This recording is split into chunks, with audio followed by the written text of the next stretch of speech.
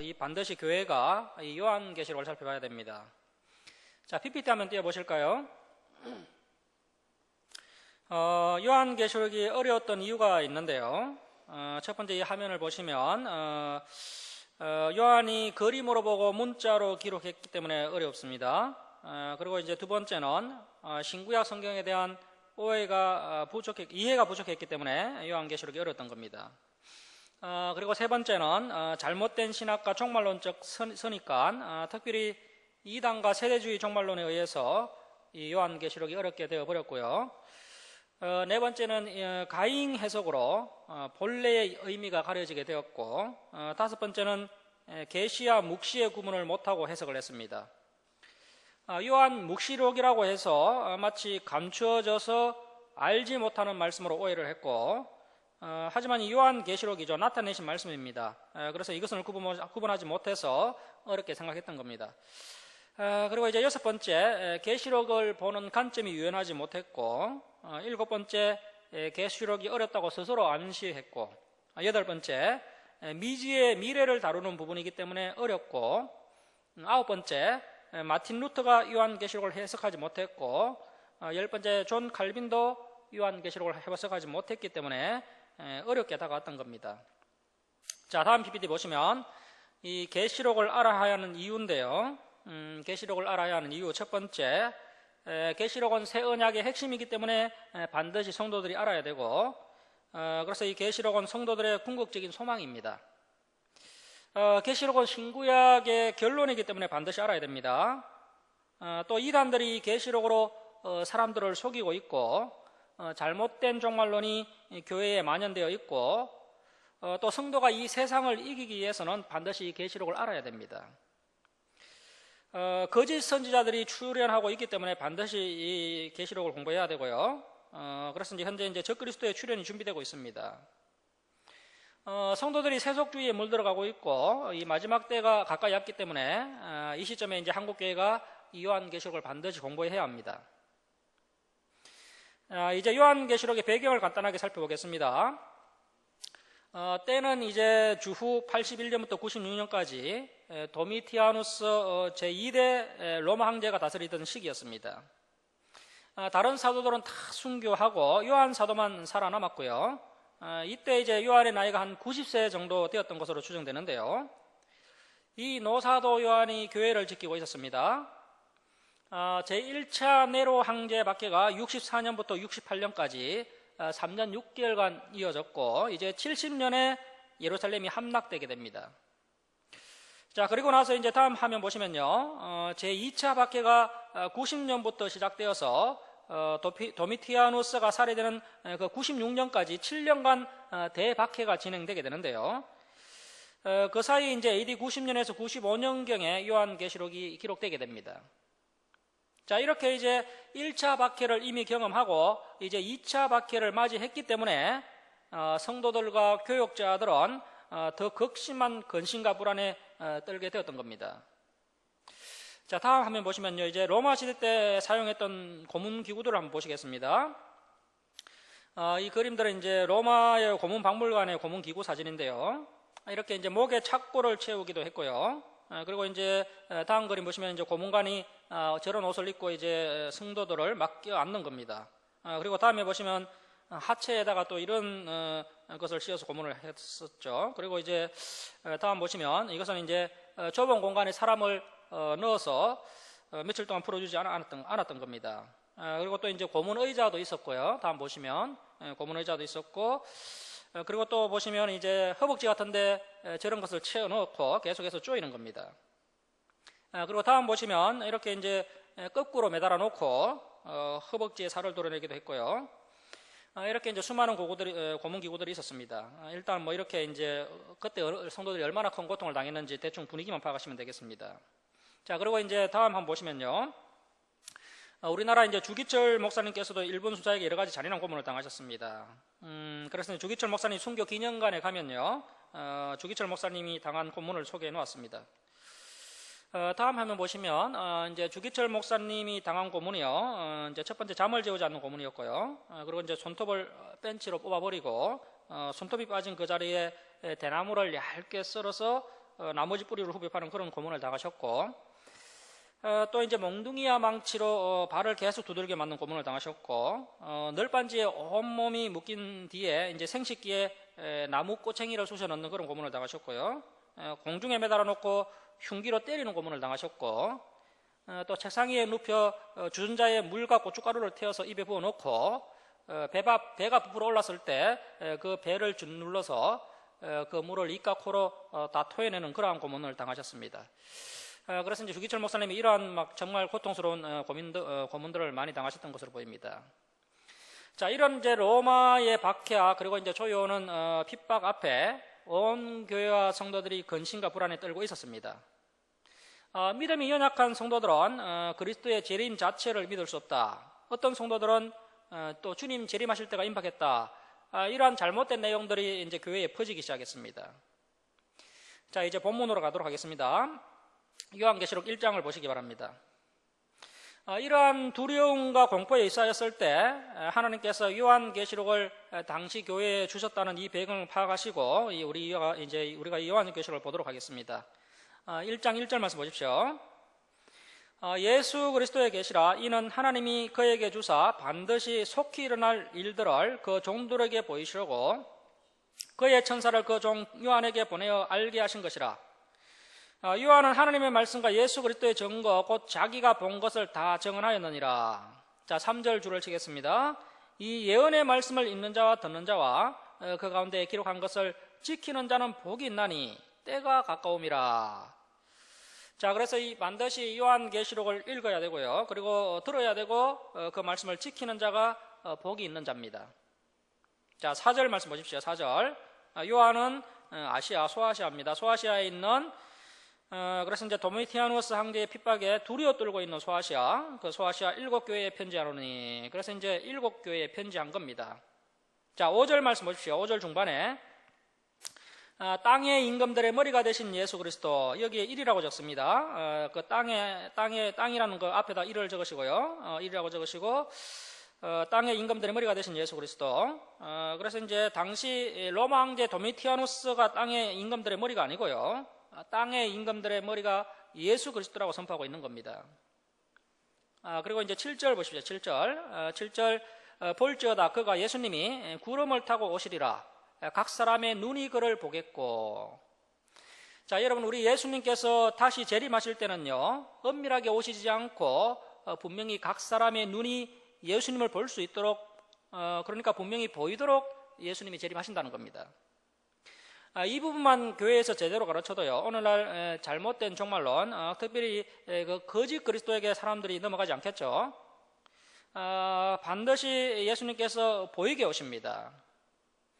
아가지고 어느 날 내가 예수님이다 몰랐지, 이건 말도 안 되는 겁니다. 분명히 보이게 오십니다. 자, 각 사람의 눈이 그를 보겠고, 그래서 예수님이 오시는 모습이 보인다는 겁니다. 그리고 그를 찌른 자라는 것은 이미 죽어서 음부에 있는 로마 군병이죠. 로마 군병.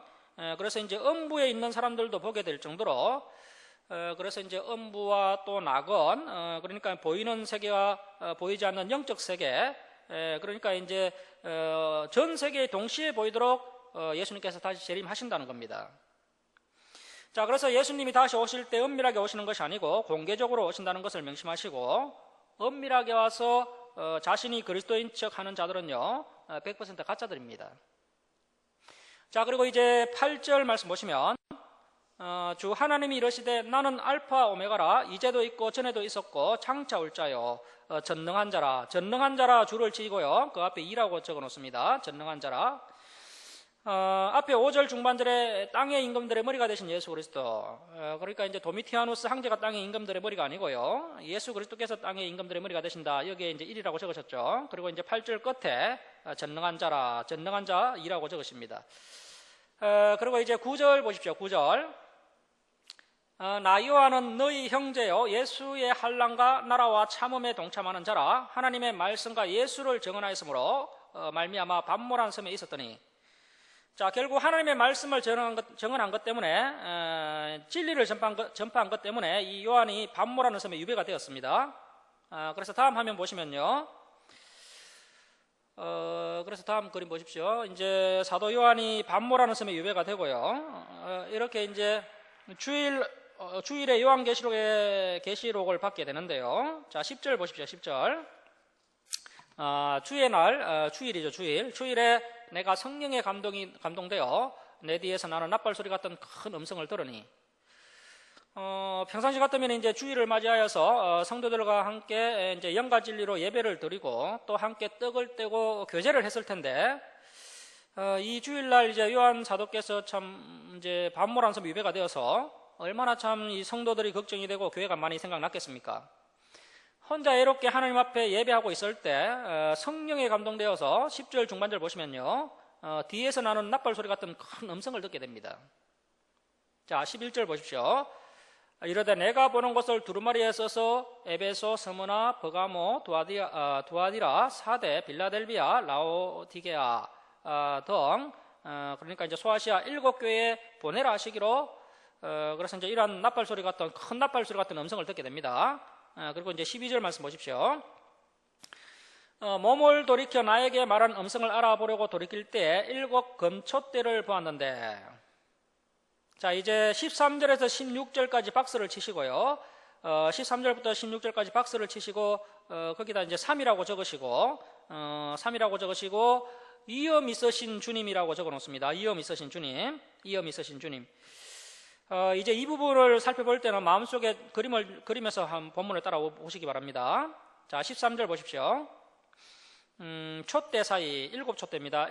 7 금촛대 사이에 인자 같으니 예수님이시죠. 예수님이 이제 발에 끌리는 옷을 입고 가슴에 금띠를 띠고, 그의 머리와 털의 희기가 흰 양털 같고, 눈 같으며 그의 눈은 불꽃 같고, 그의 발은 풀무불에 달려난 빛난 주석 같고, 그의 음성은 많은 물소리와 같으며, 그의 오른손에 7별 줄을 쳐놓습니다.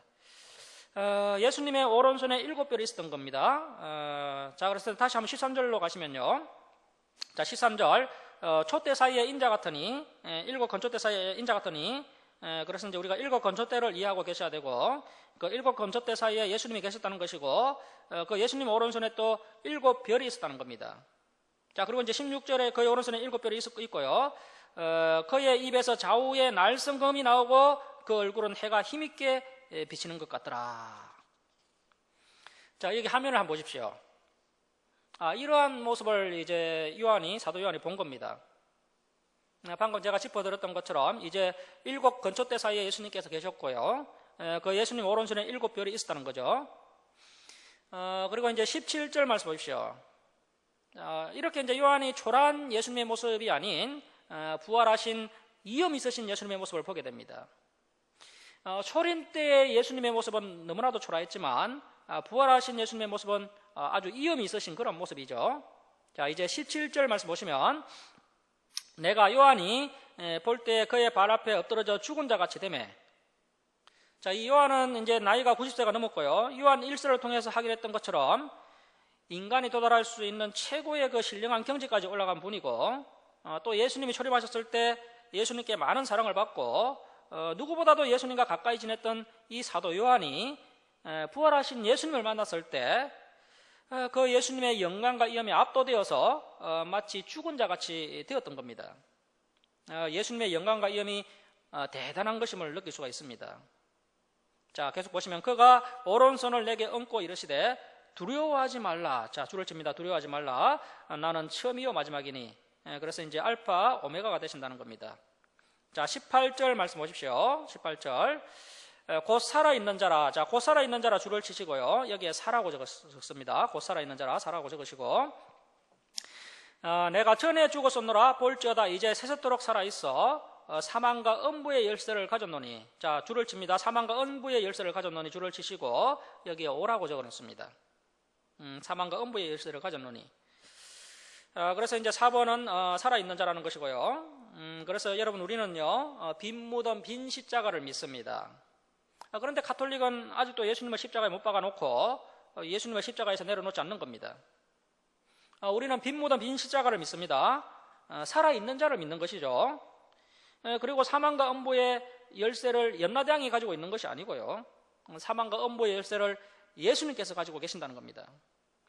자, 그래서 사람의 태어남과 죽음은 하나님의 영역이고 예수님의 영역인 겁니다. 자, 19절 별표합니다. 19절 별표해 놓으시고요.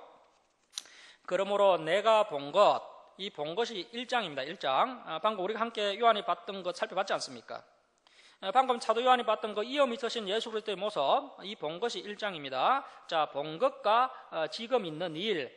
자, 이제 두 번째 이야기가 지금 있는 일인데요. 지금 있는 일은 2장과 3장입니다. 2장과 3장입니다. 지금 있는 일은 2장과 3장. 지금 있는 일과 장차될 일. 이 장차될 일은요, 4장에서부터 22장까지입니다. 4장에서 22장까지가 장차될 일입니다. 그래서 요한계시록은 사실 간단합니다. 여기 화면 한번 보십시오. PPT 한번 보시면은, 내가 본 것과 지금 있는 일과 장차될 일을 살펴보면 됩니다. 그래서 이제 1장과 또 2장, 3장과 그리고 이제 4장에서 22장 이렇게 이제 세 단락으로 요한계시록이 나누어져 있다는 것을 알고 우리가 함께 요한계시록을 보도록 하겠습니다. 자, 1장 20절 말씀 보십시오. 1장 20절. 내가 본 것은 내 오른손에 7별의 비밀과 또 7금촛대라. 7별은 7교회의 사자요. 줄을 씁니다. 7별은 7교회의 사자요. 그러니까 7별은 7교회의 담임 교역자입니다. 담임 교역자. 7교회의 담임 교역자요. 7촛대는 7교회니라. 그래서 이제 성경이 성경을 해석하고 있는데요. 그래서 이제 부활하신 예수님께서 성천하시기 전에 하신 약속이 있습니다. 내가 세상 끝날까지 너희와 항상 함께 있으리라. 그런데 이제 대부분의 성도들이요, 환난 앞에서 이 말씀을 잊어버렸습니다. 자, 그런데 이엄 있으신 예수님께서 7교회와 함께 하시면서 이 7교회를 거느리시면서 그 교회들을 지키고 계셨고, 예수님께서 오른손에 그 7교회의 담임 교역자를 직접 붙들고 계시니까 이번 도미티아노스의 대박해 앞에서 두려워하지 말라. 두려워하지 말라. 이것이 이제 1장 본 것의 핵심 메시지입니다. 자, 1장 본 것의 핵심 메시지가 두려워하지 말라는 겁니다. 자, 그래서 아까 우리가 1번에서 5번까지 번호를 매겼지 않습니까? 자, 1번을 다시 한번 보십시오. 1번. 5절이죠, 5절. 땅의 임금들의 머리가 되신 예수 그리스도께서 함께 하시기 때문에 두려워하지 말라는 겁니다. 8절 끝에 보시면 전능하신 자가 함께 하시기 때문에 두려워하지 말라는 겁니다. 자, 그리고 13절에서 16절까지 세 번째, 이엄 있으신 예수 그리스도께서 함께 하시니까 두려워하지 말라는 겁니다. 그리고 18절 네 번째, 그분은 살아계신 분이기 때문에 살아계신 하나님, 살아계신 예수님이 함께 계시기 때문에 두려워하지 말라는 겁니다. 자, 다섯 번째, 인간의 죽음과 인간의 다음 세계, 그 사망과 음부의 열쇠는 예수님께서 가지고 계시기 때문에 두려워하지 말라. 이렇게 계속해서 반복적으로 두려워하지 말라라는 메시지가 선포되고 있는 거죠. 자, 그래서 이제 여기 화면 보시면요, 1장에 내 본 것의 핵심 메시지는 두려워하지 말라. 자, 이제 우리가 3분의 1 살펴봤습니다. 요한계시록 3분의 1 살펴봤습니다. 자, 그리고 이제 2장부터 3장은요, 두 번째입니다. 두 번째, 사도 요한 사도 당시에 이제 지금 있는 일을 설명하고 있는 겁니다. 지금 있는 일. 자, 그래서 이제 2장 1절에다가 이제 버이표 하시고, 지금 있는 일 이렇게 적어 놓으시기 바랍니다. 2장 1절 앞에, 에베소 그 앞에 이제 지금 있는 일을이라고 적어 놓습니다. 지금 있는 일을. 2장 1절 보십시오. 지금 있는 일을 에베소 교회의 사자에게 편지하라. 에베소 교회 천사가 아니고 에베소 교회 교역자에게 편지하라. 지금 하나님께서 이 계시록을 예수님께 주셨고요. 예수님이 또 천사에게 주셨고, 그리고 천사가 또 요한에게 주어서 요한이 또 이 편지를 써서 이제 7교회 담임 교역자에게 편지를 보내는 것이지, 천사에게 보낸 계시를 다시 뭐 7 천사에게 보내는 것이 아닙니다. 그래서 이제 이걸 사자라고 했을 때 이 사자가 정말 천사인지 아니면 교역자인지 잘 판단을 해야 됩니다. 그래서 이제 7개 담임 교역자에게 보내라는 것이고요. 오른손에 계속 보시면 오른손에 있는 7뼈를 붙잡고 7 건촛대 사이를 거니시는 이가 예수님이시죠. 예수님께서 이르시되, 자, 이제 에베소, 서머나, 버가모, 두아디라, 사데, 빌라델비아, 라오디게아, 요한 당시 이제 전도했던 소아시아 7교회를 향해서 이제 예수님께서 칭찬, 책망, 권면, 약속들을 하시는 내용들이 나옵니다. 그래서 이러한 내용들은 오늘날 우리 교회들이 잘 교훈으로 잘 삼았으면 좋겠습니다. 그래서 화면 한번 보시면요.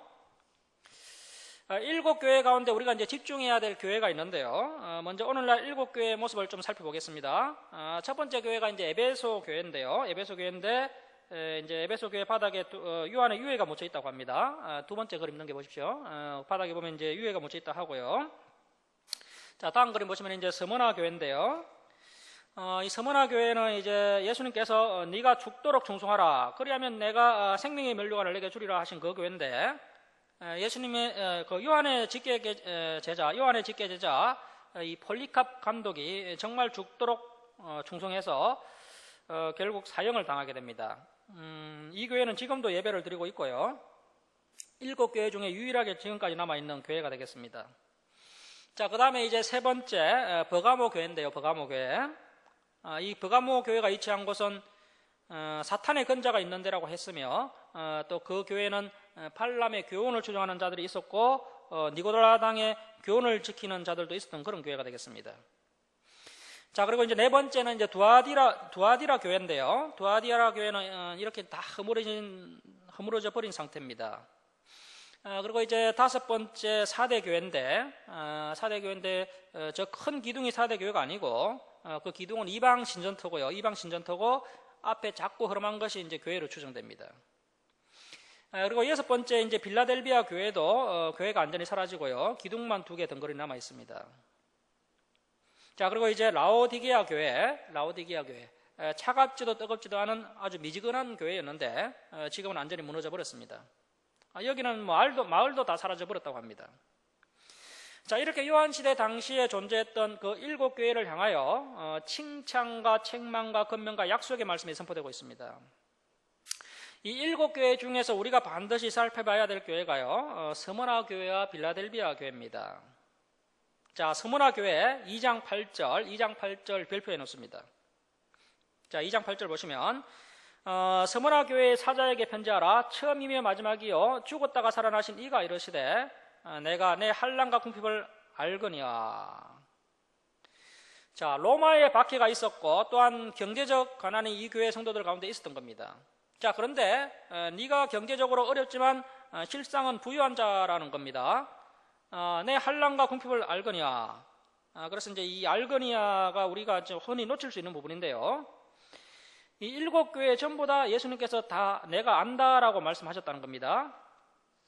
자, 여러분, 오늘날 예수님께서요 우리의 형편을 다 아십니다. 우리 교회의 형편도 다 아십니다. 그래서 이것만 해도 우리가 참 큰 위로가 되는 거죠. 자, 알거니와 실상은 네가 부유한 자니라. 자칭 유대인이라 하는 자들의 비방도 알거니와. 역시 잘 알고 계신다는 겁니다. 그래서 우리 주님이 다 알고 계십니다. 자, 실상은 유대인이 아니여 사탄에 해당이라. 그리고 이제 10절 보십시오. 10절. 너는 장차 받을 고난을 두려워하지 말라. 볼지어다 마귀가 장차 너희 가운데에서 몇 사람을 오게 던져 시험을 받게 하리니 너희가 10일 동안 환난을 받으리라. 네가 죽도록 충성하라. 그리하면 내가 생명의 면류관을 내게 주리라. 자, 줄을 치겠습니다. 내가 죽도록 충성하라. 그리하면 내가 생명의 면류관을 내게 주리라. 줄치고 별표해 놓습니다. 이 말씀으로 인해서 이제 이 교회 감독이었던 폴리캅 감독이 정말 죽도록 충성해서 이제 하형을 당하게 됩니다. 자, 11절 말씀 보시면 귀 있는 자는 성령이 교회들에게 하시는 말씀을 들을지어다. 이기는 자는, 자, 어떤 사람이 둘째 사망의 해를 받지 않습니까?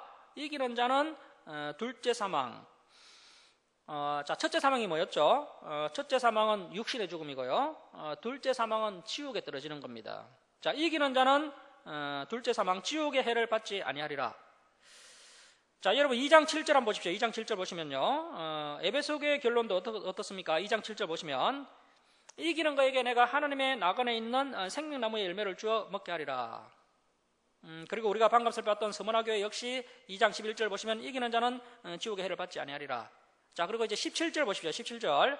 세 번째 버가모교회 역시 17절 중반절 보시면요, 이기는 그에게 내가 감췄던 만나를 주고 또 흰 돌을 줄 터인데 그 돌에 새 이름을 기록한 것이 있나니 받는 자 밖에는 그 이름을 알 사람이 없느니라. 자, 그리고 이제 네 번째 교회 두아디라 교회죠. 2장 26절 보십시오. 2장 26절. 2장 26절 보시면 이기는 자와 끝까지 내 일을 지키는 그에게 만국을 다스리는 건설을 주리니.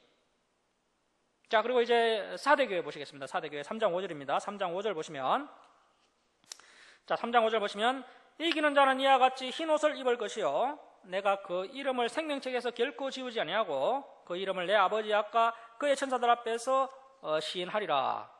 자, 그래서 이기는 게 중요하다는 겁니다. 자, 그래서 여러분 우리가 끝까지 이겨야 됩니다. 자, 그리고 이제 여섯 번째 빌라델비아 교회입니다. 여섯 번째 빌라델비아 교회. 그리고 이제 서머나 교회 2장 8절 발표했고요. 빌라델비아 교회 이제 3장 7절 발표하겠습니다. 3장 7절 발표합니다. 3장 7절 보시겠습니다. 발표하시고, 빌라델비아 교회의 사자에게 편지하라. 거룩하고 진실하사 다윗의 열쇠. 예수님의 예표적인 인물이 다윗이죠. 다윗의 열쇠라는 것은 천국의 열쇠를 말합니다.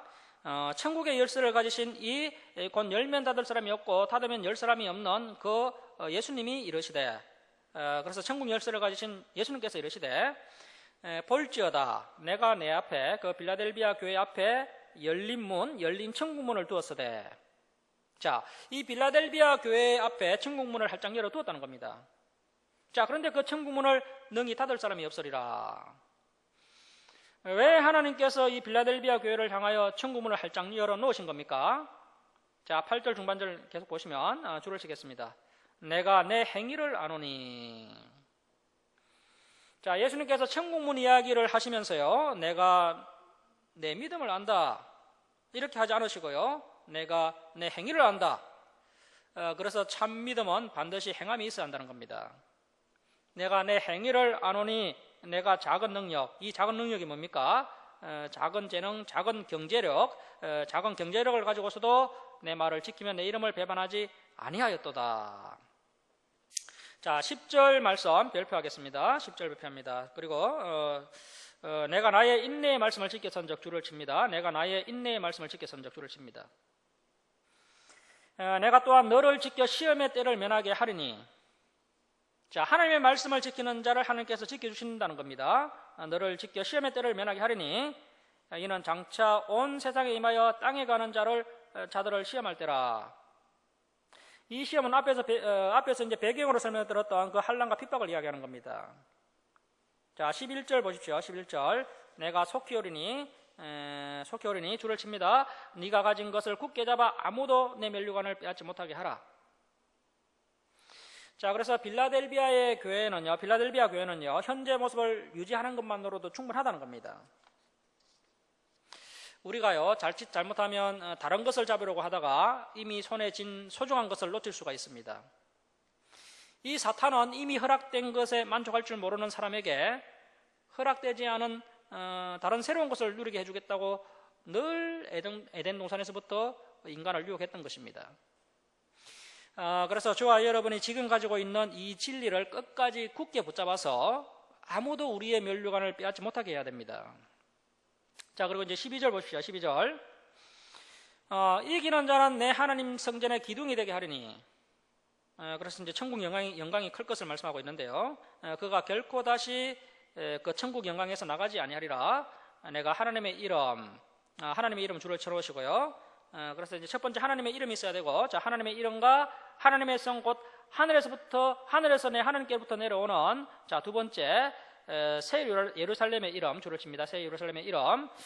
그래서 새 예루살렘의 이름이 있어야 하고, 새 예루살렘의 이름과 세 번째 나의 새 이름 줄을 칩니다. 나의 새 이름. 그래서 예수님의 새 이름이 뭔지는 모르겠습니다. 우리가 천국 가봐야 알겠습니다. 그래서 천국 가면 예수님의 새 이름을 우리가 알 수 있습니다. 자, 그래서 첫 번째 하나님의 이름이 있어야 되고, 두 번째 새 예루살렘의 이름이 있어야 되고, 세 번째 예수님의 새 이름이 있어야 새 하늘과 새 땅, 새 예루살렘에 들어갈 수 있다는 겁니다. 자, 그래서 이제 끝까지 이긴 성도에게 이 세 가지 이름을 새겨 주시겠다는 겁니다. 이것을 우리가 새김 받아야 이제 새 예루살렘에 들어갈 수 있다는 겁니다. 이긴 자가 이것을 받을 수 있는 것이죠. 자, 이런 말씀을 통해서 우리가 이제 발견하게 되는 것은요, 교회마다 천국문의 크기가 다르다는 겁니다. 이 빌라델비아 교회 같은 경우에는요, 천국문이 활짝 열려 있습니다. 자, 그래서 또 어떤 교회는요, 아주 소수만 구원받습니다. 그래서 이제 어떤 목회자를 만나느냐, 어떤 교회를 만나느냐, 이것은 우리의 영원한 생명과 직결되는 문제다, 이렇게 볼 수가 있는 거죠. 자, 그리고 이제 3장 21절 말씀 보시면 3장 21절에 이제 마지막 7번째 교회. 이기는 거에게 내가 내 보좌에 함께 앉게 하여 주기를 내가 이기고 아버지 보좌에 함께 앉은 것과 같이 하리라. 그래서 천국 보좌에 앉으려면 이겨야 한다는 겁니다. 자, 그렇다면 이 이기는 게 뭐냐? 우리가 그동안 배운 것인데요. 배운 말씀대로 지키면서 행하면서 힘을 쓰면서 정말 그렇게 몸부림치면서 우리가 끝까지 이겨나가야 됩니다. 그러할 때 이런 놀라운 천국의 복과 이 넉넉한 구원과 또 하늘의 큰 상급들을 받게 되는 거죠. 자, 이렇게 우리가 지금 이제 두 번째 지금 있는 일, 이 지금 있는 일을 이렇게 살펴봤습니다. 이제 우리가 4장으로 가시는데요. 이제 4장부터 22장까지가 장차될 일, 세 번째 장차될 일입니다. 4장부터 22장까지가 세 번째 장차될 일인데요. 4장은 먼저 하늘 예배 장면이 소개되고 있습니다. 하늘 예배 장면. 자, 4장 1절 말씀 보십시오. 4장 1절. 이제 지금부터 장차될 일인데요. 장차될 일이 시작되면서 하늘 예배 장면이 소개되고 있습니다. 자, 4장 1절 보십시오. 이 일 후에 내가 요한이 보니 하늘에 열린 문이 있는데 내가 들은 바 처음에 내게 말하던 납발소리, 이 납발소리가 언제 나왔죠? 1장 10절에 나왔던 그 납발소리 같은 그 음성이 이르되 줄을 치겠습니다. 이리로 올라오라 줄을 칩니다. 자, 그래서 다음 화면 보시면요. 이리로 올라오라는 음성이 들려지게 되고요. 사도 요한이 이제 올라가게 되는데요. 줄을 칩니다. 이후에 마땅히 일어날 일, 줄을 쳐놓고요. 이후에 마땅히 일어날 일, 아주 중요한 내용인데 지금 이제 번역에 좀 일관성을 놓쳐버렸습니다. 이 부분을 어떻게 번역해야 됩니까? 장차될 일이죠. 장차될 일. 첫 번째 내 본 것과 두 번째 지금 있는 일과 세 번째 장차될 일, 이렇게 번역해야 됩니다. 그래서 장차될 일, 이후에 마땅히 일어날 일보다는 장차될 일로 번역하면 더 좋겠죠. 장차될 일들을 내가 하나님께서 요한 내게 보이리라. 자, 요한 내게 2인칭 단수죠. 그런데 세대주의 종말론자들은요, 이 말씀을 가지고요, 환란 전 휴거설을 주장합니다. 그러니까 성도들은 뭐 환란이 일어나기 전에 다 휴거를 한다는 거죠. 그런데 그게 틀린 주장입니다. 여기서 분명히 성도들이 올라간 것이 아니고요. 사도 요한 혼자 올라간 겁니다. 성도들이 휴거하게 되는 것이다라고 이제 순복음교회 조 목사님이 그렇게 주장을 했는데요. 틀린 겁니다. 이때는 요한 혼자 올라간 겁니다. 자, 4장 2절 말씀 보십시오. 2절. 내가 요한이 곧 성령에 감동되었더니 보라 하늘에 보좌를 베풀었고 그 보좌 위에 앉으신 이가 있는데, 자, 요한이 보좌 위에 앉으신 하나님을 만나게 되는데요. 그 하나님의 모습이 굉장한 모습이었습니다. 자, 4절 보십시오. 4절. 그 하나님의 보좌를 둘러서 24보좌들이 배열되어 있었는데요. 24보좌들이 배열되어 있었고 그 24보좌에는, 자, 4절 중반절 말씀 계속 보시면 24장로들이 흰 옷을 입고 머리에 금관을 쓰고 앉았더라. 자, 24장로는 12지파 대표와 12사도다, 이런 주장을 하는데 말도 안 되는 주장입니다. 요한은 아직도 죽지 않았습니다. 그런데 이 장로들이 이미 앉아 계셨다는 겁니다. 이 사람들이 누군지 모릅니다. 그리고 무엇보다도 여기 우리 자리는 없습니다. 자, 이미 24장로님들이 다 앉았더라. 이미 앉아 있었습니다. 그리고 이제 5절 말씀 보십시오. 5절 중반절에 보좌 앞에 큰 등불 7이 있으니, 보좌 앞에 등불 7이 있었는데 7등불이 뭡니까? 자, 5절 끝에 보시면 이는 하나님의 7영이라. 그래서 성령이었다는 겁니다. 자, 6절 말씀 보십시오. 보좌 앞에 수준과 같은 유리바다가 있고 보좌 가운데와 보좌 주위에, 그래서 이제 보통 천사는 좀 다른 굉장히 근위 있는 4명의 천사가 있는 겁니다. 네 생물, 케루브라는 천사들 4명이 앉아 있는데요. 그 케루빔에 속해져 있는 케루브라는 4천사가 앉아 있었습니다. 그 4천사, 4생물이 있는데 앞뒤에 눈들이 가득하더라. 눈이 가득하면 뭐 잘 보겠죠. 자, 그리고 이제 7절 말씀 보시면요. 그 첫째 생물, 그 첫째 케루브 천사의 얼굴은 사자 같고, 그 둘째 생물, 둘째 케루브 얼굴은 송아지 같고, 셋째 생물, 셋째 케루브는 얼굴이 사람 같고요. 넷째 케루브 천사의 얼굴은 날아가는 독수리 같은데, 자, 그러니까 이 천사의 얼굴이 뭐 예쁘게 생긴 것이 아니죠. 그래서 뭐 천사 같다라는 말이 뭐 결코 좋은 말은 아닙니다. 그런데 또 이 부분을 가지고 뭐 사자는 마태복음이고 송아지는 마가복음이고 사람은 누가복음이고 독수리는 요한복음이다, 이렇게 이상하게 해석하는 경우도 많습니다. 자, 그리고 이제 8절 말씀 보십시오. 8절. 내 생물은 각각 6날개를 가졌고 그 안가주위에는 눈들이 가득하더라. 자, 이 천사들이 6날개를 가졌는데요. 사실은 그 이사야 선지자도 이 케루브 천사들을 봤습니다. 이사야 6장 2절을 보시면요, 6날개가 있어 그 날개둘로는 자기의 얼굴을 가렸고 그 둘로는 자기의 발을 가렸고 날개 둘로는 날았다고 기록하고 있습니다. 그러니까 6날개가 다 필요한 거죠. 얼굴을 가리고 발을 가리고 두 날개로는 날았다는 겁니다. 자, 이런 케루브 천사를 사도 요한도 봤고 이사야도 똑같이 봤던 거죠. 그리고 이제 이 굉장히 근위 있는 천사들이요, 이제 하나님을 찬양하는데요. 그 보좌에 앉아 계신 하나님을 찬양하는데, 자, 8절 말씀 계속 보시면, 그들이 밤낮 쉬지 않고 이르기를 거룩하다, 거룩하다, 거룩하다. 강조법이죠. 거룩하다, 거룩하다, 거룩하다. 자, 여러분, 이 거룩하다, 거룩하다, 거룩하다 이 말씀도 우리가 레위기의 주제를 이해하고 있어야 됩니다. 우리 하나님은 거룩하신 분이십니다. 우리 하나님은 거룩한 분이시고, 또 그래서 우리가 거룩하기를 하나님께서 원하신다는 겁니다. 자, 그리고 이제 9절 말씀 보시면, 그 생물이 보좌에 앉아서 세세토록 살아계시는 이에게 영광과 존귀와 감사를 돌릴 때, 자, 이때 이제 24장로들이 가만히 있으면 안 되겠죠. 자, 10절 말씀에 24장로들이 보좌에 앉으신 앞에 엎드려 세세토록 살아계시는 이에게 경배하고 자기의 면류관을 보좌 앞에 드리며 이르되. 자, 여러분, 이 면류관은 하나님께 받은 거거든요. 그런데 그 면류관을 보좌 앞에 드리며 이렇게 번역해 놨습니다. 지금 번역은 그래도 좀 낫습니다. 지난번 그 개역 한글 성경에서는요, 던지며라고 번역해 놨습니다. 감히 어느 전이라고 면류관을 던집니까? 불경죄입니다. 불경죄.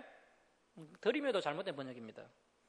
하나님께 받은 건데 도로 하나님께 드리면 어떡합니까? 겸손히 내려놓으며, 지금 예배 드리고 있으니까 뭐 예배 시간에 모자를 벗는 것처럼 하나님 앞에 겸손히 그 면류관을 내려놓으면서 하나님께 예배하는 하늘 예배 장면을 사도 요한이 본 겁니다. 자, 이제 5장 보시면 5장 1절 보십시오. 내가 봄에 그 보좌에 앉으시니 하나님의 그 오른손에 두루마리가 있으니. 자, 이 두루마리에 무엇이 기록되어 있습니까? 우리가 지금 무슨 이야기를 살펴보고 있는 겁니까? 세 번째 장차될 일이죠. 그래서 이제 그 두루마리에 장차될 일이 기록되어 있는 겁니다. 자, 그 하나님의 보좌에 앉으신 그 하나님의 오른손에 이제 여러분이 좀 상상을 하셔야 되는데요. 보좌에 앉으신 그 하나님의 오른손에 장차될 일이 기록되어 있는 두루마리가 있는 겁니다. 그런데 그 두루마리가 7인으로 봉해져 있습니다. 자, 계속 보시면 안팎으로 썼고 7인으로 봉하였더라. 자, 화면 한번 보시면요, 바로 이 그림인데요. 방금 우리가 이제 4장을 통해서 봤던 장면이 이런 장면입니다. 하나님의 보좌가 아름다운 모습의 정면에 있고, 앞에 한번 보실까요? 보좌 하늘 예배 장면에 나오는 개념이 있나요? 앞에 하면, 예, 그거 보시면요. 하나님의 보좌가 아름다운 모습으로 정면에 있고요. 그리고 성령께서 이제 등불 7의 모습으로 계셨고요. 아주 근 있는 네 천사, 케루브 천사들이 천사를 대표해서 이제 보좌 앞에 앉아서 예배하고 있고요. 그리고 이제 24장로님들이 24보좌에 앉아서 금면류관을 쓰고 또 흰 옷을 입고 있었고, 그리고 이제 굉장히 많은 천사들이 함께 하나님을 찬양하는 그런 하늘 예배 장면을 사도 요한이 혼자 올라가서 이 놀라운 장면을 한상 가운데 보게 되었던 겁니다. 그리고 이제 다음 그림 보시면 이제 24장로님들이 이제 겸손하게 면류관을 내려놓은 장면이고요. 그런데 이제 그 다음 그림 보시면 보좌에 앉으신 하나님의 오른손에 두루마리가 있었고, 그 두루마리에는 7인으로 봉해져 있었다는 겁니다. 7인이 봉해져 있었다. 7인으로. 자, 이제 우리 5장 2절 3절, 5장 2절 3절 우리 함께 읽겠습니다. 자, 시작. 또 봄에 힘 있는 천사가 큰 음성으로 외치기를, 누가 그 두루마리를 펴며 그 인을 떼기에 합당하냐 하나, 하늘 위에나 땅 위에나 땅 아래에 능히 그 두루마리를 펴거나 보거나 할 자가 없더라. 자, 4절 보시면 그 두루마리를 펴거나 보거나 하기에 합당한 자가 보이지 아니하기로 내가 크게 울었더니. 자, 아니 이 두루마리를 알아야 장차될 일, 즉 현재 그 도미티아누스 황제로 인해서 이제 두려워 떨고 있는 성도들에게 이 소망의 메시지를 줄 수 있는 것인데, 이 두루마리의 인을 뗄 자가 없으니까 이 요한이 큰 소리로 울부짖게 됩니다. 자, 그때 5절 말씀 보시면 그 24보좌에 앉은 그 장로 중에 한 사람이 내게 말하되 울지 말라. 유대 지파의 사자 다윗의 뿌리, 누굽니까? 예수 그리스도죠. 유대 지파의 사자 다윗의 뿌리가 이겼으니 그 두루마리와 7인을 떼시리라 하더라. 자, 6절 말씀 보십시오. 내가 또 보니 보좌에 네 생물과 장로들 사이에 한 어린 양이 서 있는데 일찍이 죽임을 당한 것 같더라. 그리고 그 어린 양을 보니까 그에게 7뿔과 7눈이 있으니 이 눈들은 온 땅에 보내심을 받은 하나님의 7영이더라. 자, 요한이 예수님을 만난 것인데요. 그 예수님의 모습이 화면을 한번 보시면요. 그래서 이제 이런 모습이었다는 겁니다. 7뿔이라는 것은 안전한 건세, 7눈이라는 것은 안전한 통찰력, 이런 모습을 사도 요한이 보게 됩니다. 그렇다고 해서 예수님께서 지금 뭐 이런 어린 양의 모습으로 계신 건 아닙니다. 이런 이미지가 보였다는 것이고요. 예수님을 이런 식으로 소개를 했다는 겁니다. 그리고 이제 7절 말씀 보십시오. 7절. 그 어린 양이 나와서 보좌에 앉으시니 하나님의 오른손에서 장차될 일이 기록되어 있는 그 하나님의 두루마리를 취하시니라. 자, 예수님이 드디어 그 두루마리를 취하셔서 그 7인을 하나하나 떼시면서 이제 미래 이야기가 진행이 되는 겁니다. 자, 이렇게 이제 예수님께서 하나님의 두루마리를 취하시니까요. 그 게르브 네 천사와 24장로와 수많은 천군 천사들이 그리고 수많은 피조물들이 예수님을 경배하고 찬양합니다. 왜냐하면 예수님께서 그 7인을 떼시기 때문이죠. 자, 8절 말씀 보십시오. 그 두루마리를 취하심에 네 생물과 24장로들이 그 어린 양 앞에 엎드려 각각 금은과 향이 가득한 금대접을 가졌으니 이 양은 성도의 기도들이라. 그들이 새 노래를 불러 이르되 두루마리를 가지시고 그 인봉을 떼기에 합당하시도다. 일찍이 죽음을 당하사 각 족속과 방언과 백성과 나라 가운데에서 사람들을 피로 사서 하나님께 드리시고. 자, 11절 보십시오. 11절. 내가 또 보고 들음에 보좌와 생물들과 장로들을 둘러선 많은 천사의 음성이 있으니 그 수가 만만이요 천천이라. 자, 우리가 앞에서 보셨죠? 굉장히 많은 천사들이 찬양하고 있었는데요. 만만이요 천천이라. 천사의 수가 아주 많다는 겁니다. 자, 12절. 그 수많은 천사들이 큰 음성으로 이르되 죽임을 당하신 어린 양은 능력과 부와 지혜와 힘과 존귀와 영광과 찬송을 받으시기에 합당하도다 하더라. 자, 우리 13절 14절 함께 읽겠습니다. 자, 시작. 내가 또 들으니 하늘 위에와 땅 위에와 땅 아래와 바다 위에와 또 그 가운데 모든 피조물이 이르되 보좌에 앉으신 이와 어린 양에게 찬송과 존귀와 영광과 권능을 세세토록 돌릴지어다 하니 내 생물이 이르되 아멘하고 장로들은 엎드려 경배하더라. 자, 여기까지가 하늘 예배 장면입니다. 4장 5장은요 하늘나라에 올라간 사도 요한이 이러한 하늘 예배 장면을 본 겁니다. 자, 이제 6장부터가 이제 정말 본론인데요. 6장부터가 사실은 이제 정말 장차될 일입니다. 이제 정말 장차될 일이 6장부터 나옵니다. 여기서부터가 이제 종말 직전, 정말 종국사적 그 미래에 대한 예언입니다. 아직 성취되지 않았습니다. 6장부터가 이제 아직 성취되지 않은 이야기입니다. 자, 이제 7인 환란이 나오는데요. 7인 환란이 나옵니다. 인을 하나씩 뗄 때마다 7인 환란이 나오는 겁니다. 자, 6장 1절만 보십시오. 내가 사도 요한이 봄에 어린 양 예수님이 7인 중에 하나를 떼시는데, 자, 예수님이 이제 첫 번째 인을 떼시자 흰말이 등장합니다. 자, 여기 화면 한번 보십시오. 화면. 첫째 인을 떼니까요, 흰말이 등장하는 겁니다. 자, 그런데 이 흰말을 탄 자의 손에 무엇이 있었다는 겁니까? 활이 있었다는 겁니다. 어떤 강력한 무기를 가지고 있는 존재를 보게 되는데요. 자, 2절 말씀 보시면 이에 내가 보니 흰말이 있는데 그 탄 자가 활을 가졌고 면류관, 이 면류관이 뭔가요? 승리의 면류관이죠. 승리를 받고 나아가서 이기고 또 이기려고 하더라. 그러니까 첫 번째 인의 시대는요, 어떤 시대입니까? 예수님께서 첫 번째 인을 딱 떼시면 강력한 어떤 세력이 등장해서 이기고 또 이기는 시대가 도래하게 된다는 겁니다. 자, 그리고 이제 3절 말씀 보십시오. 예수님이 이제 둘째 인을 떼실 때 내가 들으니 둘째 생물이 말하되 오라 하니 이제 둘째 붉은 말이 등장하는데요. 이 붉은 말은 전쟁을 의미합니다. 4절 보시면 이에 다른 붉은 말이 나오더라. 그 탄 자가 허락을 받아 땅에서 화평을 제하여 버리며 서로 죽이게 하고 또 큰 칼을 받았더라. 자, 여러분, 우리가 에스겔서에서 이 바벨론이 무엇으로 표현되어 있습니까? 칼로 표현되어 있죠. 마강된 칼, 마강된 칼. 그래서 이제 이 큰 칼은요, 큰 전쟁을 의미합니다. 그래서 두 번째 인의 시대는 큰 전쟁의 시대를 이야기하는 거고요. 큰 전쟁의 시대. 자, 그 다음에 이제 세 번째 인을 떼실 때 검은 말이 등장하는데요. 5절 말씀 보십시오. 셋째 인을 떼실 때 내가 들으니 셋째 생물이 말하되 오라 하기로 내가 보니 검은 말이 나오는데 그 탄자가 손에 저울을 가졌더라. 자, 이 검은 말은요, 극심한 기근을 의미합니다. 이 저울이라는 개념도 우리가 이제 그 북이스라엘 말기나 그 남유다 말기 때 그 극심한 기근 가운데 여인들이 저울을 가지고 음식을 달아 먹는 장면 나오지 않습니까? 그러한 부분들을 이해하고 있어야 이 셋째인이 극심한 기근을 이야기하는 것이구나라고 우리가 알 수가 있는 겁니다. 그래서 이제 우리가 구약 성경을 공부해야 이 요한계시록이 해석이 되는 겁니다. 자, 6절 말씀 보십시오. 내가 내 생물 사이로부터 나는 듯한 음성을 들으니 이르되 한 데나리온의 밀 한 대요 한 데나리온의 보리 속대로다. 그러니까 뭐 하루 일당의 밀 한 컵이요, 뭐 한 10만 원의 밀 한 컵이요, 또 하루 일당의 보리 세 컵이로다. 열심히 하루 일해서 밀 한 컵 정도 살 수 있을 정도로 엄청난 기근이 있다는 거죠. 자, 그래서 이제 첫째인, 둘째인, 셋째인, 넷째인이 연결되어서 이제 도미노처럼 떨어지게 되는데요. 첫째인이 떨어지면 연결돼서 이제 빨리 떨어지게 되는 겁니다. 자, 그래서 이제 다시 한번 정리하면요. 이제 인류 역사 종말에 아직 첫째인이 안 떨어졌습니다. 이제 앞으로 이제 미래 이야기죠. 앞으로 이제 인류 역사 종말에 한 강력한 세력이 등장해서 이제 수많은 전쟁을 일으켜서 이기고 또 이기는 그러한 시대가 올 겁니다. 이 세력이 욕심이 너무 지나쳐서요, 이제 큰 전쟁이 터지게 될 것이고요. 그 큰 전쟁으로 인해서 온 세상이 극심한 기근에 빠지게 되는 일이 일어나게 되면서 이렇게 이제 첫째, 둘째, 셋째인이 도미노처럼 떨어지게 된다는 겁니다.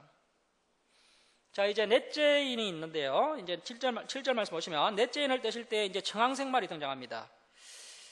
이 청황색말이 뭡니까? 푸르댕댕한 색깔, 죽음의 색깔이죠. 넷째인을 떼실 때 내가 셋째 생물의 음성을 들으니 말하되 오라 하기로 내가 보면 청황색말이 나오는데 그 탄자의 이름은 사망이니 음부가 그 뒤를 따르더라. 그들이 얼마의 건설을 얻었다고요?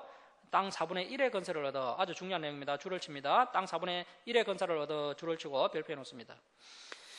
땅 4분의 1의 건설을 얻었다. 그리고 전쟁을 이야기하는 거고요. 금과 흉년, 기근이죠. 기근과 사망, 그 전염병으로 인한 사망입니다. 그래서 이제 전쟁과 기근과 전염병. 자, 여러분 이거 전쟁과 기근과 전염병 기억나는 성경책 없습니까? 남유다 말기 예레미야서를 우리가 읽어야 이 부분들이 보이는 겁니다. 자, 그래서 여러분 이 이스라엘의 멸망은요, 이스라엘의 멸망은 인류 멸망의 그림자입니다. 그래서 우리가 반드시 구약 성경을 알아야 미래도 보이는 겁니다. 금과 흉년과 사망과 땅의 짐승들로서 죽이더라. 자, 그래서 이 넷째인이 떨어지면요, 뭐 좀 편하게 계산을 해서 한 60억 인구 가운데 60억 인구라고 치고 이제 60억 인구 가운데 4분의 1, 한 15억 정도가 이제 이 전쟁과 기근과 전염병으로 인해서 죽게 된다는 겁니다. 이것이 바로 첫 번째 큰 사인이 되겠습니다. 마지막 때의 첫 번째 큰 사인. 여기 7절에 별표를 해 놓으시고요. 첫 번째 큰 사인이라고 적어 놓습니다. 첫 번째 큰 사인이라고 적어 놓습니다.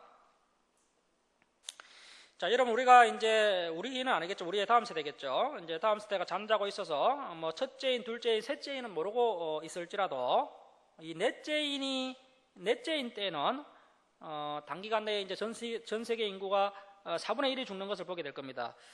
아직까지도 뭐 전 세계 인구가 4분의 1이 뭐 그렇게 단기간 내에 죽은 적이 없었거든요. 그렇게 이제 전 세계 인구 4분의 1이 죽는 일이 생기게 되면 이제 정말 넷째인이 떨어졌구나라고 아시면 된다는 겁니다. 자, 그 다음에 이제 9절 보십시오. 9절. 이제 다섯 번째 인인데요. 다섯째 인을 떼실 때 내가 보니 자주를 칩니다.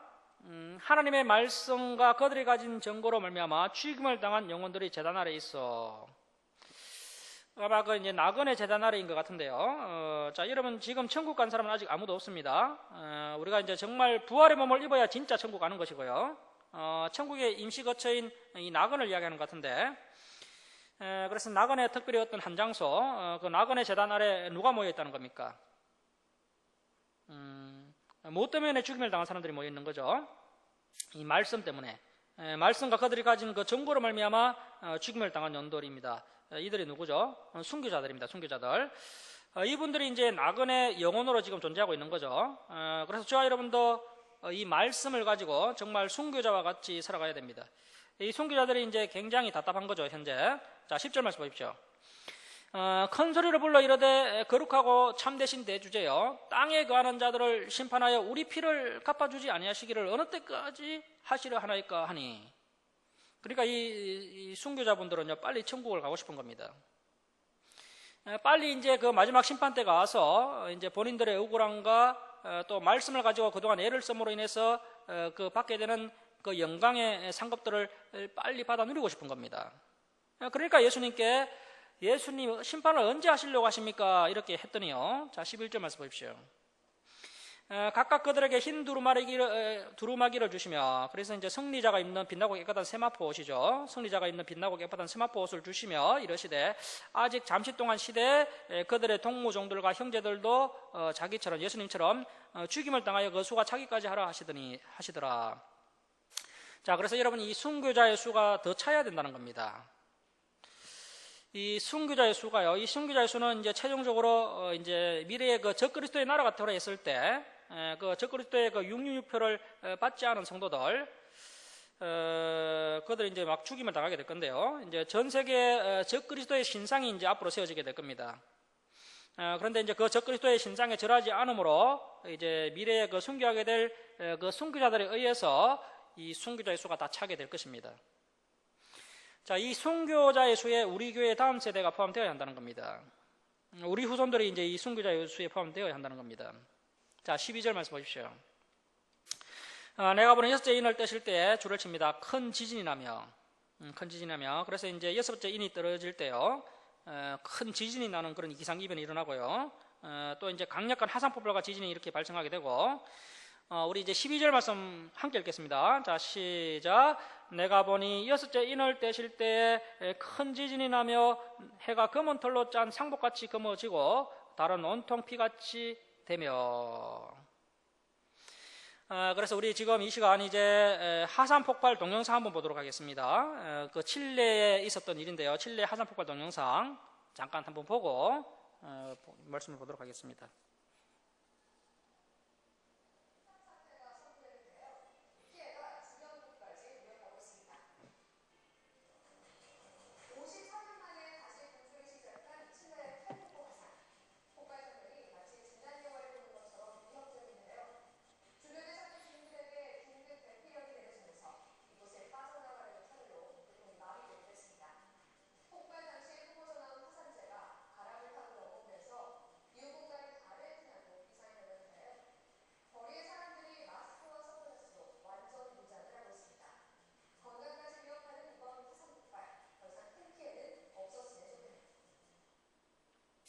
자, 그래서 이제 이 지진이라는 것도요, 반드시 또 화산폭발과 함께 연계해서 일어납니다. 강력한 지진과 화산폭발이 일어나면서 해가 검은 털로 짠 상복까지 검어지고요, 달은 온통 피같이 붉어지게 됩니다. 해와 달이 부끄러움을 당하여서 빛을 잃게 되는 거죠. 이 이야기를 요엘 선지자도 이야기했고요, 이사야도 또 이야기했습니다. 그래서 여기 각주를 좀 달아놓습니다. 요엘서 2장 31절, 요엘서 2장 31절, 이사야서 24장 23절, 이사야서 24장 23절, 요엘서 2장 31절, 요엘서 2장 31절, 이사야서 24장 23절, 이사야서 24장 23절.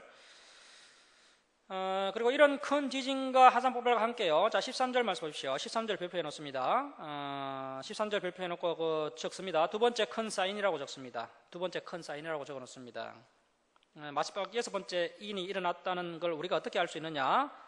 이 두 번째 큰 사인을 보면 여섯 번째 인이 떨어졌구나 알 수 있는 거죠. 자, 13절 말씀입니다. 하늘의 별들이 무화과 나무가 대풍에 흔들려 서리 익은 열매가 떨어지는 것 같이, 같이 비유법이죠. 그렇게 무수히 땅에 떨어지며. 자, 그러면 이 무화과 열매가 땅에 떨어지는 겁니까? 별들이 떨어지는 겁니까? 별들이 떨어지는 것이죠. 그것을 이제 비유법으로 지금 설명하고 있는 겁니다.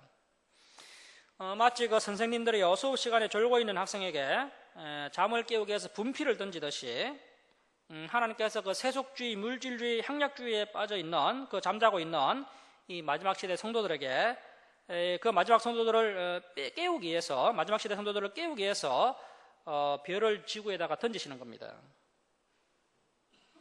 자, 다음에 한번 보시면요. 1994년 7월 17일에 그 제헌절날 슈메이커 레비 9이라는 소행성이 목성에 떨어진 적이 있었는데요. 이 목성의 크기는 지구의 1360배입니다.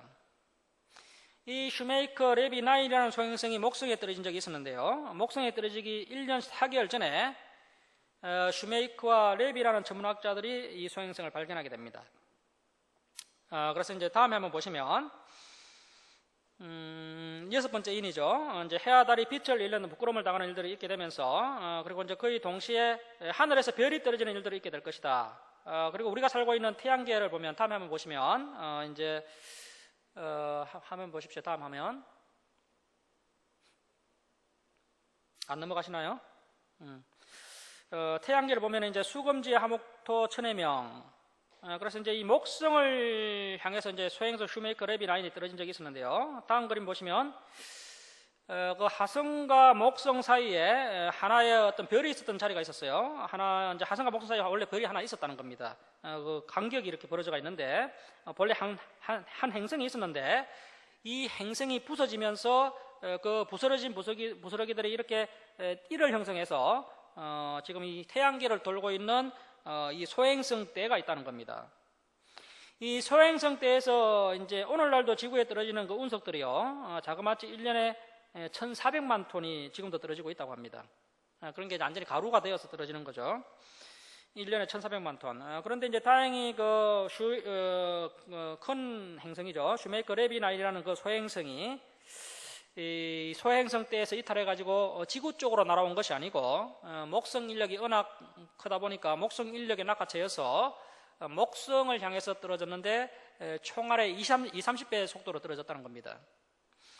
21개의 소행성이 일주일 간격을 두고 이 목성과 충돌하게 되는데요. 이 사건은 천체 관측 사상 가장 큰 사건이었습니다. 이때 이제 목성에 무슨 문제가 생기면 태양계 전체에 문제가 생기고 지구 역시도 큰 피해를 볼 수 있기 때문에 이때 이제 막 CNN에서 생중계를 하고 뭐 빌 클린턴 대통령에게 보고가 되고 미국 의회가 이제 초긴장을 하는 엄청난 사건이 있었습니다. 자, 그런데 이 21개의 소행성 중에 7번째 소행성, 그 지름이 이제 3km 되는 그 소행성인데요. 지름 3km 되는 그 소행성이 충돌하게 될 때가 되었을 때 온 천문학자들이 이제 관심을 가지게 되는데요.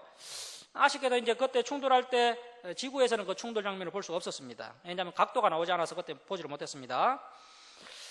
다음 화면 보시면요. 이것은 이제 우리 지구 내에도 이제 이렇게 소행성들이 그동안 떨어져서 이제 이런 자리들이 아직도 남아 있습니다. 자국들이 남아 있습니다. 그래서 이제 각도에 맞지 않아서 이제 목성에 충돌한 장면은 직접 보지 못했지만 다음 날 보니까요, 큰 크레이터가 관측되었습니다. 화면 한번 보십시오. 다음 한번 보시면 또 다음 한번 보십시오.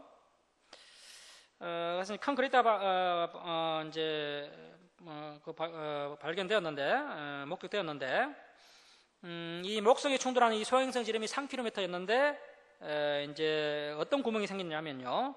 지구가 퐁당 빠질 만큼 큰 크레이터, 큰 구멍이 발견된 겁니다. 만약에 이 행성이 이제 소행성이 지구에 떨어졌다면 지구는 아마도 이제 종말을 맞이했을 겁니다. 하지만 이 목성은 지구보다 1360배나 컸기 때문에 이 정도 선에서 뭐 거치게 된 거죠. 자, 이 사건으로 인해서 이제 슈메이커가 요청을 해서 지구에 근접하는 물체를 막자, 이렇게 해서 이제 애니오 프로젝트를 미국에서 시행하게 되는데요. 예산 문제로 현재 미국 상공도 제대로 관측이 안 되는 그런 상황 가운데 있습니다. 이 사건 때문에 나온 영화가 그 유명한 딥 임팩터 그리고 아마겟돈이라는 영화였습니다. 자, 우리 성도님들 뭐 딥 임팩터 봤습니까? 아마겟돈 보셨어요? 네, 안 보셨으면 꼭 보시기 바랍니다. 그래서 이제 우리 딥 임팩터 소행성 떨어지는 장면 한번 잠깐 보고 말씀을 마치도록 하겠습니다.